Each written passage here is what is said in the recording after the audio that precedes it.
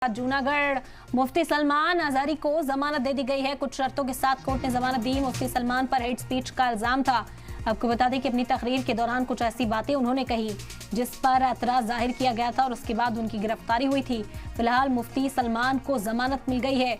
कुछ शर्तों के साथ कोर्ट ने जमानत दे दी है। मुफ्ती सलमान पर हेट स्पीच का इल्जाम है और जिसके बाद उनकी गिरफ्तारी हुई थी, लेकिन अब ये राहत मिली कोर्ट से। मुफ्ती सलमान अजहरी को जमानत मिल गई है। कुछ शर्तों के साथ कोर्ट ने जमानत दी। मुफ्ती सलमान पर हेट स्पीच का मामला दर्ज है।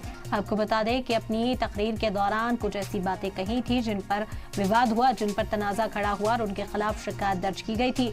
हेट स्पीच का जो इल्जाम है वो उन पर लगाया गया था और उसके बाद उन्हें गिरफ्तार भी किया गया था। फिलहाल आपको बता दें कि राहत मिलती हुई यहाँ मुफ्ती सलमान को नजर आई। उन्हें जमानत मिल गई है। हालांकि कुछ शराइत के साथ कोर्ट ने जमानत दी है।